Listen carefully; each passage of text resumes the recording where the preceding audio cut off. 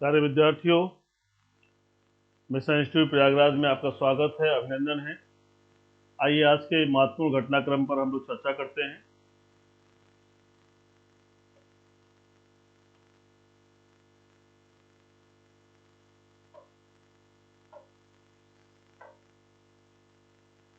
अट्ठाईस नवंबर ऐतिहासिक घटनाएं क्या हैं, ध्यान दीजिएगा।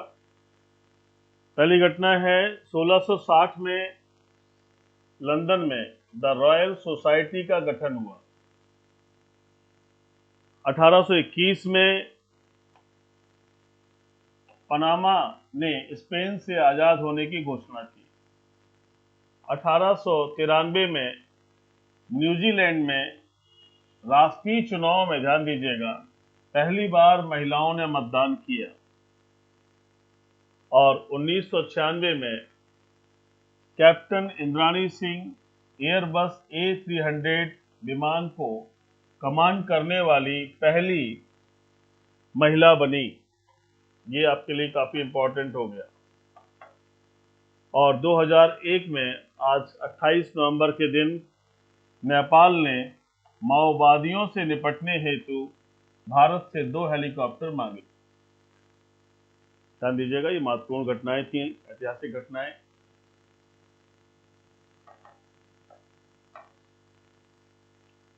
पहली घटनाक्रम क्या है? ऑनलाइन गेमिंग पर 28% जीएसटी का भुगतान करना पड़ सकता है। इसके अलावा जिस रकम पर जीएसटी लगाया जाएगा उसकी गणना के तरीकों में भी बदलाव हो सकता है।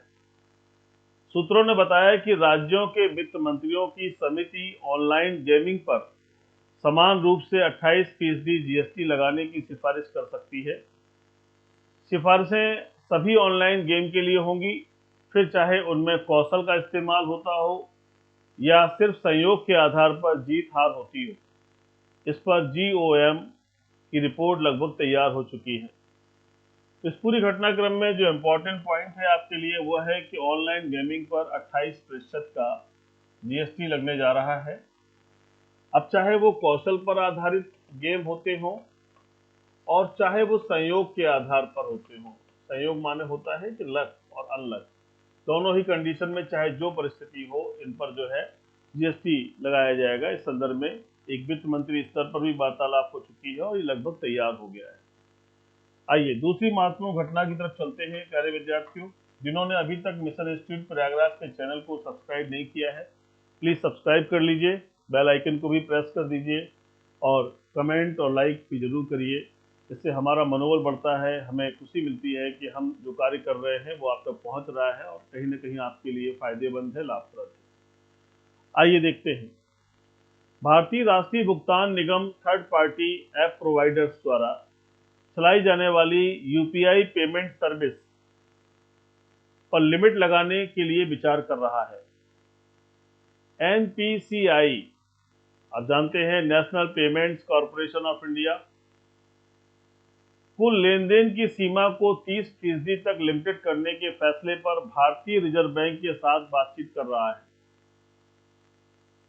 एनपीसीआई ने इस फैसले को लागू करने के लिए 31 दिसंबर की समय सीमा तय की है। इस समय थर्ड पार्टी के जरिए यूपीआई ट्रांजैक्शन की कोई सीमा नहीं है, यानी इस समय ट्रांजैक्शन की कोई लिमिट नहीं है। ऐसे में दो कंपनियों गूगल पे और फोन पे बाजार हिस्सेदारी बढ़कर लगभग 80% हो गई है। तो ये घटना भी परीक्षा के दृष्टिकोण से इंपॉर्टेंट है कि जो संस्था है हमारी, आप जानते हैं कि NPCI, national payments corporation of India, सारे के सारे यूपीआई पेमेंट्स आपके इसी के थ्रू कंट्रोल होते हैं, जो हम लोग भीम ऐप के माध्यम से और तमाम तरह से करते हैं। आप देखे होंगे भीम ऐप को कहते हैं कि बहुत सेफ है, सिक्योर है और सही है। ऐसे ही प्राइवेट कंपनियों में गूगल है और फोन पे है, इनके माध्यम से भी पेमेंट्स हो रहे हैं। तो क्या कहा जा रहा है कि शायद इसकी लेन देन की सीमा को 30% करने की संभावनाएं बढ़ रही हैं। ध्यान रखिएगा इससे जुड़े हुए प्रश्नों के लिए।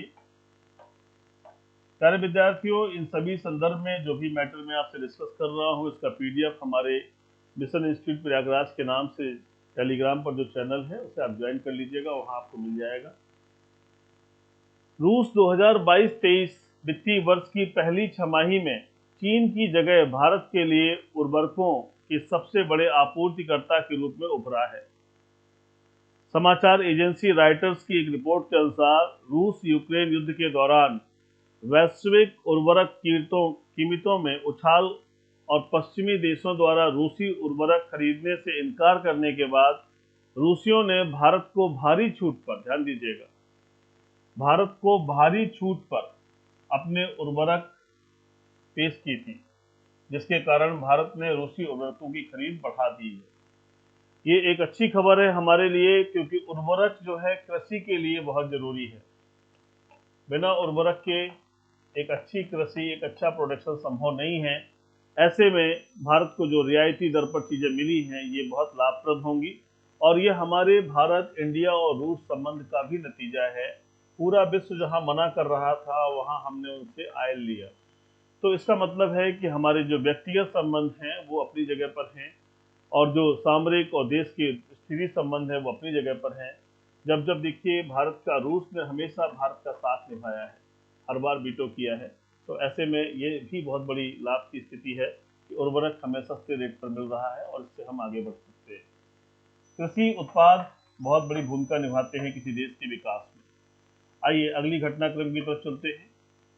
German racing driver Sebastian Vettel ने फार्मूला वन रेसिंग से संन्यास ले लिया है। ध्यान रखिएगा, German racing driver Sebastian Vettel ने फार्मूला वन रेसिंग से संन्यास ले लिया है। रेड बुल के लिए प्रतिस्पर्धा करते हुए वेटेल ने 2010 से 2013 के बीच 4 फार्मूला वन वर्ल्ड चैंपियनशिप जीती। यानी 2010 से लेकर के 2013 के बीच में ये चारों साल इन्होंने बड़ी चैंपियनशिप जीती है, ये बड़ी बात है। और पहले फेरारी के साथ 6 सीजन बिताए। अबू धाबी ग्रांड प्री में सेबेस्टियन वेटेल 10वें स्थान पर रहे, जो उनके करियर का आखिरी स्थान था। रेस से पहले वेटेल को अपने साथी प्रतिस्पर्धियों से गार्ड ऑफ ऑनर मिला, सम्मान मिला। तो ध्यान रखिएगा, जर्मन जो है रेसिंग ड्राइवर है सेबेस्टियन वेटेल, संन्यास लिया है। आइए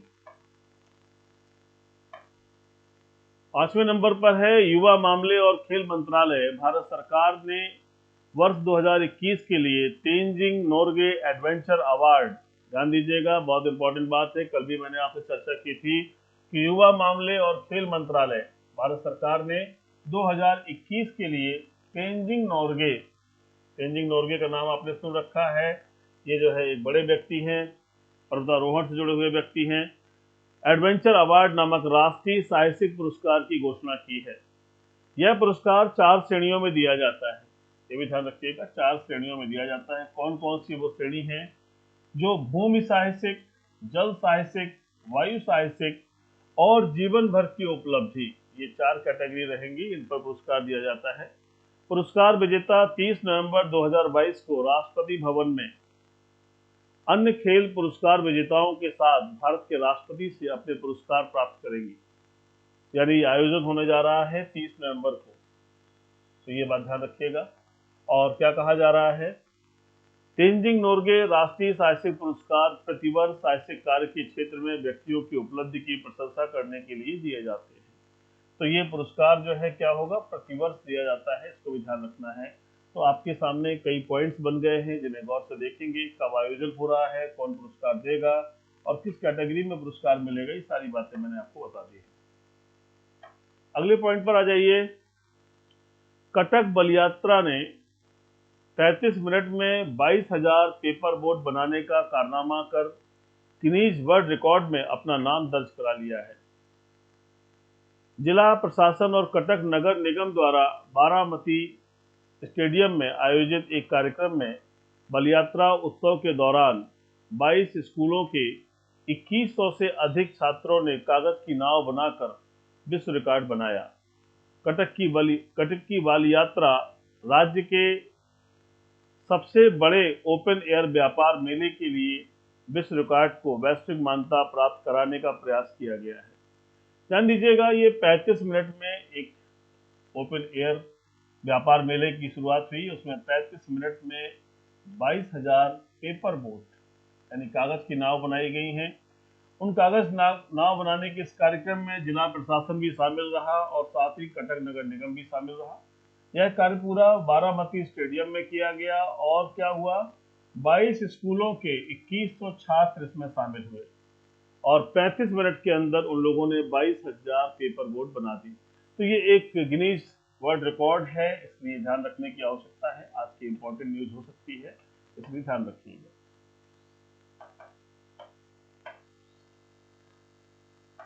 प्यारे विद्यार्थियों, अगली हमारी 7वीं खबर है। इससे पहले मैं आपको बताना चाहूँगा कि मिशन इंस्टीट्यूट में एसएससी जीडी के लिए एक विशेष प्रोग्राम संचालित हो रहा है। एग्जाम की डेट भी आ गई है, 10 जनवरी से 14 फरवरी के बीच संपन्न होगी। ऐसे में हमारा सपना है कि बहुत सारे विद्यार्थी सफल हों। 45,000 से ऊपर वैकेंसी हो गई है और ऐसे में उनकी सफलता हम लोगों के मनोबल को बढ़ाती है। ऑनलाइन प्रोग्राम संचालित हो रहा है। जो भी विद्यार्थी आसपास के क्षेत्र में हो या किसी भी प्रकार से वो इलाहाबाद या प्रयागराज आ सकते हैं तो जरूर आएँ और निःशुल्क क्लास से वो अपने आप को आगे बढ़ा सकते हैं। 6-6 घंटे क्लास चल रही है। एक क्लास मॉर्निंग में 9 o'clock है, दूसरी क्लास 12 बजे से है। अलग अलग बिल्डिंग में संचालित हो रही हैं। ऐसे में वो लाभ ले सकते हैं। फिलहाल हम लोग बात कर रहे थे 7वीं खबर पर।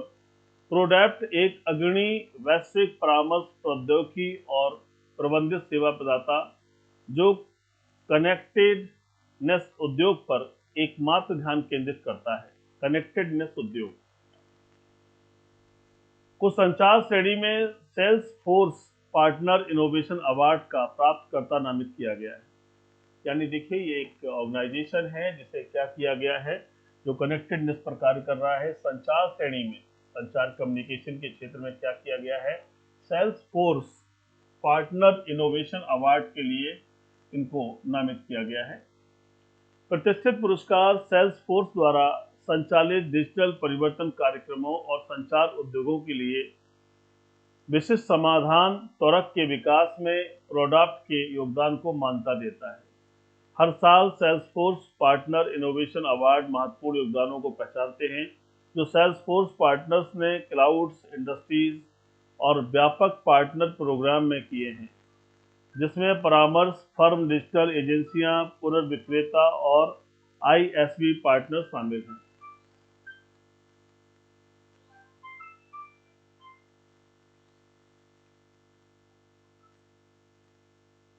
तो ये महत्वपूर्ण खबर हमने आपको बताई है, ध्यान दीजिएगा इसे।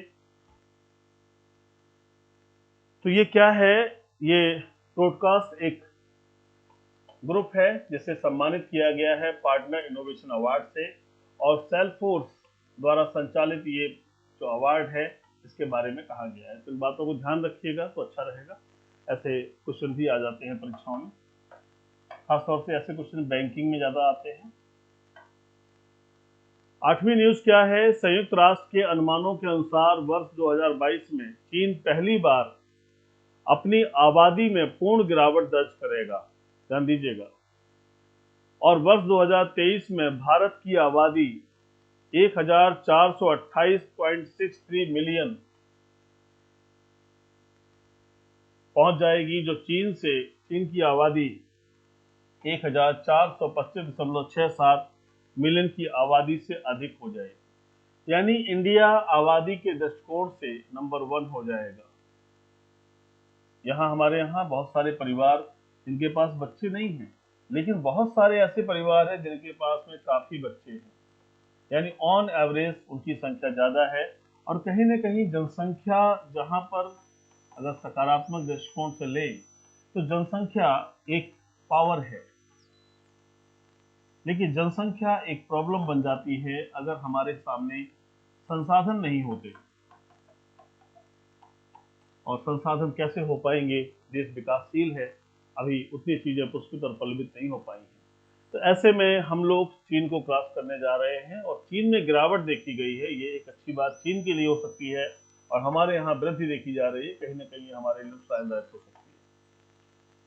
सारे विद्यार्थियों, मिशन इंस्टीट्यूट में कई ऑफलाइन कोर्सेज चल रहे हैं। इसमें आने वाले समय में आपके एसएससी की भी क्लासेस चल रही हैं। एसएससी जीडी की क्लास तो चली रही है आपके सामने, अभी उसका फाइनल स्टेज है।